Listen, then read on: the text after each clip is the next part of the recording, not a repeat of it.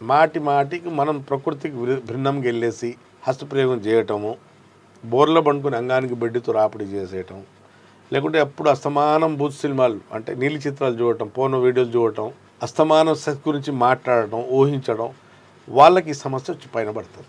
ఈ సమస్యలు అసలు పైథాలజీ ఏంటంటే ఈ అంగము ఇక్కడ వెనక భాగంలో రెండు చిన్న గ్రంథులు పెట్టాడు దేవుడు, అమర్చాడు ఇక్కడ రెండు.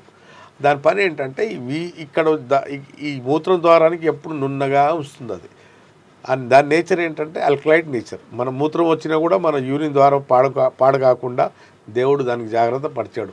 ఆ సెక్రేషన్ వల్ల మనం సెక్స్ చేసేటప్పుడు వీర్యం అక్కడి నుంచి వస్తుంది. కొందరు డాక్టర్లు ఏం చెప్తారంటే ఏం కాదమ్మా, మంచి వంటకాలు చూసినప్పుడు నోట్లో నీళ్ళు వస్తుంది కదా, అమ్మాయిలకు చూసినప్పుడు ఊహించినప్పుడు ఇక్కడ నీళ్ళు వస్తుంది, ఏం కాదు నున్నటి పదార్థం వస్తుంది అంటుంటారు. తప్పు.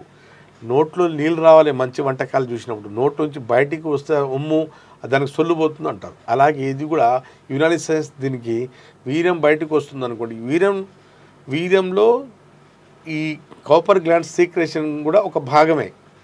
అది ఎక్కువ బయటకు వస్తుంటే అంగస్తమన సమస్య, ప్రీమ్యాచ్యూర్ ఎజాకులేషన్ సమస్య లేదా సెన్సిటివ్ పెనిస్ అనే సమస్య మీకు దీనికి తోడుగా డెవలప్ అవుతుంటాయి. కాబట్టి ఇది హస్తప్రయోగం చేసే వాళ్ళలో, బూత్ సినిమాలు చూసే వాళ్ళలో బోర్లో పడుకోవడం అలవాటు చేసుకుని బెడ్కు రాపిడి చేసుకోవటం, అస్తమానం అదే సెక్స్ గురించి ఆలోచించడం వల్ల ఈ సమస్య వస్తుందమ్మా. దీనికి ట్రీట్మెంట్ యునానిలో వనమూలికలతో ట్రీట్మెంట్ ఇస్తాము. ఎలాంటి సైడ్ ఎఫెక్ట్ లేకుండా ఈ ఓవర్ సీక్రేషన్, హైపర్ సీక్రేషన్ అనేది తగ్గిపోయి మళ్ళీ అమ్మాయితో మాట్లాడినా, పక్కన కూర్చున్నా, కౌగిలించుకున్నా, ముద్దు పెట్టినా కూడా బయటికి రాదు. ప్రీకం అనే సమస్యకు చిన్న సమస్య అనుకోకూడదు. ఈ సమస్యకు యునానిలో ట్రీట్మెంట్ ఉంటుంది.